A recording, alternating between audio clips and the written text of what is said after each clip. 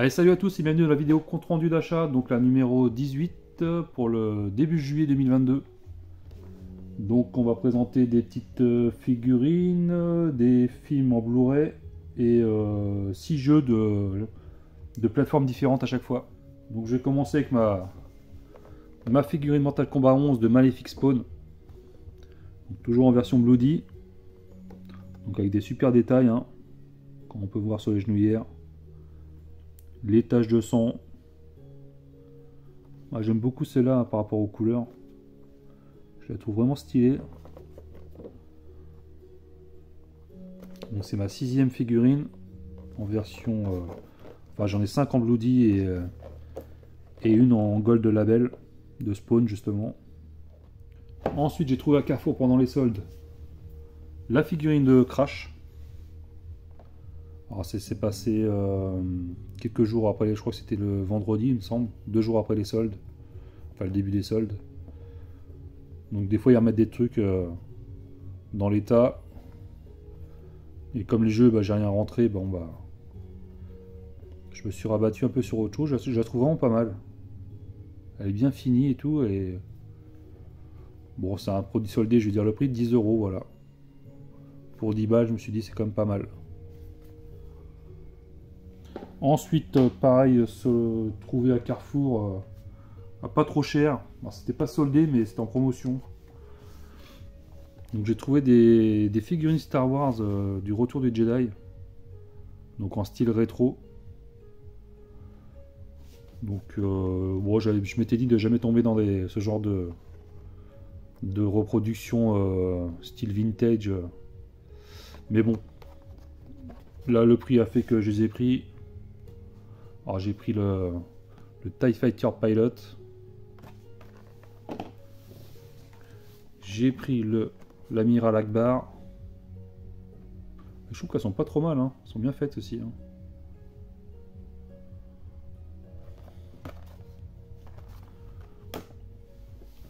Et j'ai pris le Han Solo en version Andor, donc avec un espèce d'impair là. Comme dans le film, et là franchement c'est du tissu et tout, c'est pas mal, hein. J'espère que ça fera bien la mise au point. Je trouve quand même qu'ils sont de qualité ces rééditions. Alors par contre il y en a une quantité pas possible. Alors j'en ai rentré d'autres, je les présenterai le prochain coup. Et on va continuer avec les Blu-ray. Donc j'ai rentré pendant les soldes à Leclerc le 4K de Avenger, le premier du nom. Donc là on est sur une piste française, alors sur le Blu-ray on est en DTS HD High Resolution 7.1 et sur le 4K on est seulement en Dolby Digital Plus 7.1. Bon, forcément les versions anglaises, on a d'Atmos pour le 4K et on a du Master Audio, DTS HD Master Audio pour le Blu-ray. Bon les français on est toujours un peu à la ramasse. Donc il y a un fourreau, alors ça j'ai jamais compris pourquoi faire des fourreaux qui sont identiques ou quasiment identiques pour celui-là. Donc je pense que je vais pas le garder, en plus c'est l'étiquette du prix, donc je comprends pas trop le délire. Des fois ils mettent des fourreaux qui sont identiques à la boîte. Je vois pas l'intérêt. Enfin bon. Ensuite Easy Cash, donc le Spider-Man Far From Home, donc le deuxième Spider-Man avec Tom Holland. Donc moi je suis pas un grand fan de ces Spider-Man là. Mais là il y avait une piste en... Alors, on a du mal à voir, mais en 5.1 DTS HD Master. Donc pour le spectacle, pourquoi pas. Mais cette trilogie là, elle est vraiment pas terrible, hein. Ça sera vraiment pour le home cinéma, pour tester, hein. J'ai rentré la version 4K Blu-ray de Logan avec la lentille, avec la jaquette lenticulaire. Donc il est vraiment sympa. Il y a un petit effet sur les griffes au coucher de soleil qui brille là. Donc le petit détail. À l'intérieur on a les 2 disques. On a la tête de Logan qui est au bout du rouleau. Donc là sur la version Blu-ray on a le droit du DTS standard en français et du Master Audio en anglais. Et puis sur le 4K, et ben c'est du DTS standard en français et du Dolby Atmos en anglais. Donc quitte à me le refaire, je le referai en version originale. Ensuite, les deux Mondo, édition Mondo que j'avais rentré le même jour que les Thor que j'avais présenté le dernier coup. Donc là j'ai Ant-Man.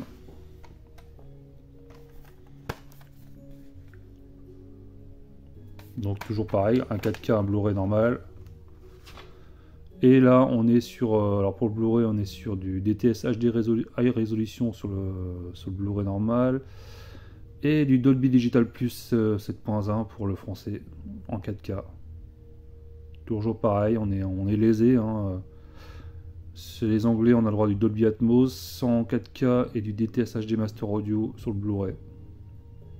Donc c'est pareil, ça sera à faire en VO pour profiter au maximum des enceintes et du home cinéma. Et ensuite le dernier Mondo que j'avais rentré, c'est peut-être le plus beau, c'est le Captain America, le soldat de l'hiver, avec une jolie comment dire, un joli fourreau avec qui brille. Donc celui-là je trouve que c'est le plus beau des 4 que j'ai acheté. Donc c'est ceux que j'avais acheté avec les chèques culture. Sinon c'est trop cher. Donc j'avais bien aimé celui-là. Et là ça doit être pareil, on est en DTS HD HR High Resolution 5.1 sur le Blu-ray et DTS HD Master sur en anglais. Et là on est sur du Dolby Digital Plus en français sur le 4K. Bon. Alors c'est un peu chiant les comment dire, les Marvel, c'est qu'en fin de compte ils privilégient le Dolby Digital. Alors sauf les Spider-Man qui sont encore sous licence Sony qui eux privilégient le DTS. Donc bon, ça sera à tester avec l'ampli home cinéma. Et on commence les jeux donc avec le Wreckfest sur Xbox One. Drive Hard Die Last donc est sorti en 2018 sur PC et en 2019 en version Xbox One et PS4. Et il vient de ressortir sur Switch en 2022 là récemment. Donc ça a été développé par Bugbear Entertainment. Et c'est ceux qui nous ont fait la licence des Flat Out, qui était déjà très bon. Donc on peut dire que c'est la succession des Flat Out en fait. Édité par THQ Nordic. Et bah ouais, forcément bah, c'est la suite spirituelle hein, des Flat Out 1 et 2 et de l'Ultimate Carnage qui était sorti. Donc c'est un jeu de voiture où on doit défoncer, on doit tout défoncer, hein, un peu du stock car. Et à la base ce jeu était sorti en campagne de financement participatif. Et du coup ça a été raté. Et il l'avait sorti sur Steam en 2013, donc c'est assez ancien. Et avant qu'il soit sorti finalement en 2018 en version boîte sur console. Donc je l'ai pas encore testé, mais ce que j'ai vu ça a être vraiment pas mal.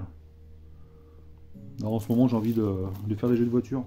Ensuite on va sur Xbox première génération avec le True Crime New York City Collector's Edition, donc qui est sorti en 2005. Donc qui est dispo sur PC, GameCube, PS2, hein, donc j'avais déjà l'exemplaire sur PS2 avant d'entrer celui-ci.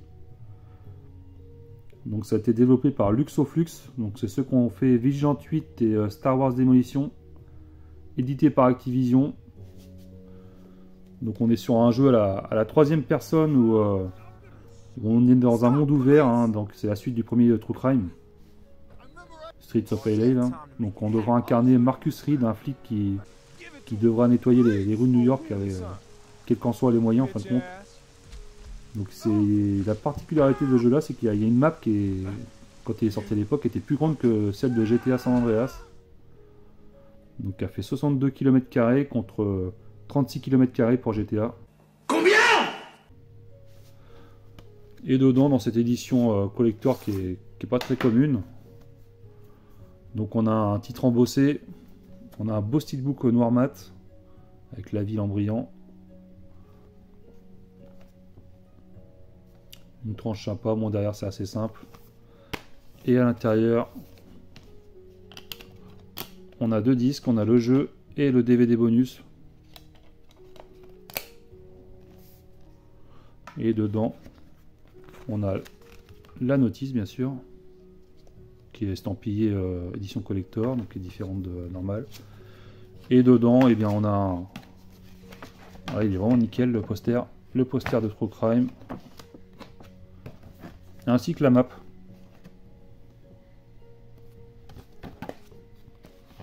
Donc j'essaie de montrer au mieux que je peux parce qu'avec le zoom du téléphone, c'est pas ouf. Donc vous voyez la map.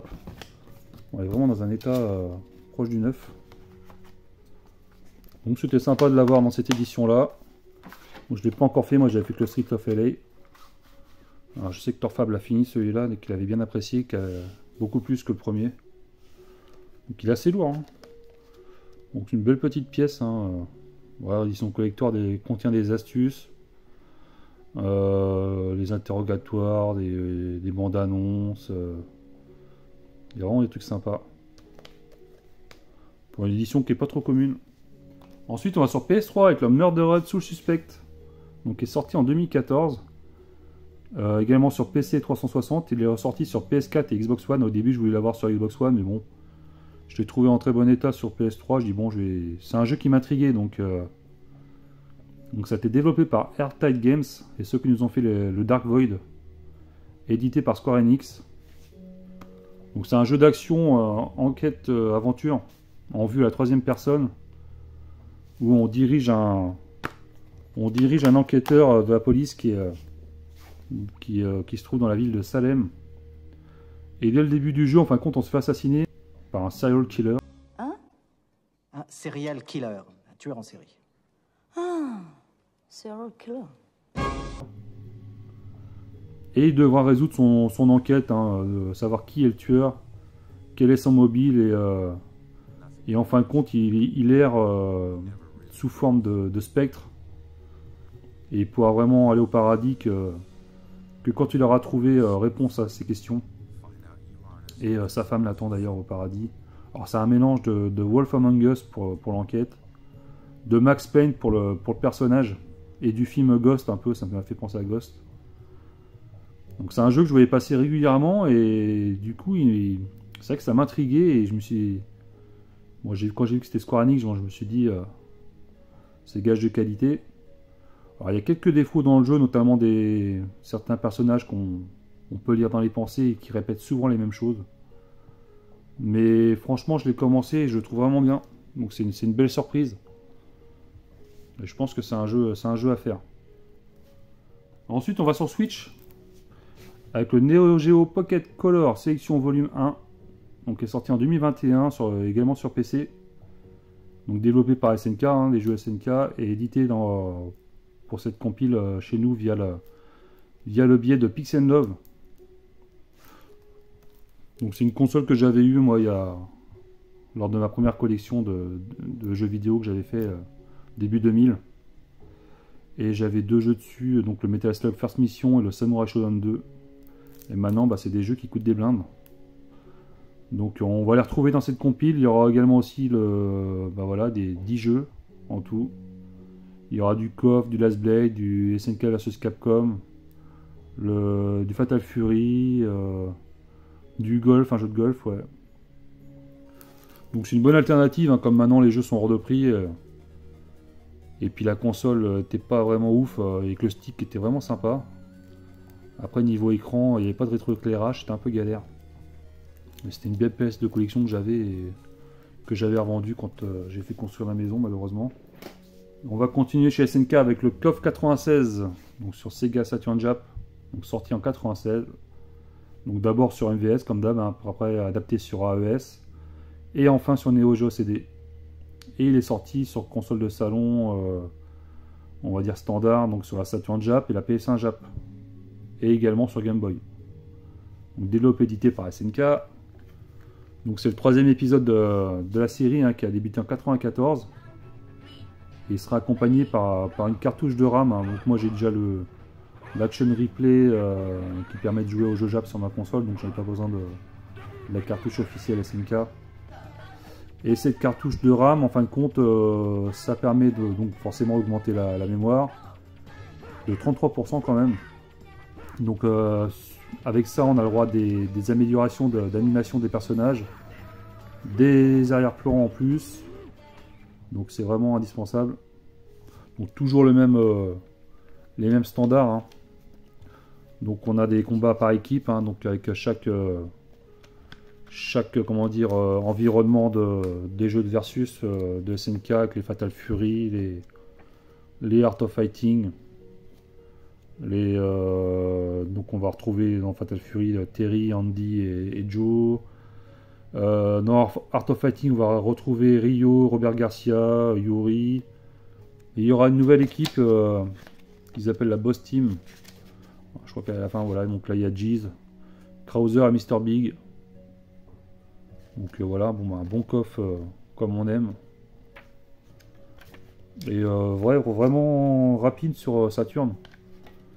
Comparé au Fatal Fury que j'avais rentré le dernier coup, la dernière vidéo, celui-là est vraiment rapide à jouer et vraiment sympa à faire. Et on va finir avec une belle pièce GBA. Donc c'est le TMNT Teenage Mutant Ninja Turtles. Donc qui est sorti en 2007, qui est dispo sur toutes les consoles de l'époque, hein, GameCube, Wii, DS, PC, PS2, PSP, 360. Développé édité par Ubisoft. Alors là on est sur un beat'em all, donc qui va être différent des autres jeux TMNT de cette génération. Donc du coup sur les autres consoles on privilégiait l'affichage 3D, donc qui était parfois un peu douteuse et vachement sombre. Donc là ils sont revenus un peu à l'ancienne, hein, vu que la puissance de la GBA était beaucoup moindre. Donc c'est un mal pour un bien, hein, parce que là on a vraiment des très bonnes animations. Et ça reste vraiment un super jeu en attendant la nouvelle version qui devrait sortir bientôt là. Donc on entend souvent parler, mais celui-là est vraiment très bon. Et ça reste un must-have à avoir sur GBA. Donc voilà, je vous remercie d'avoir regardé et je vous dis à plus, salut!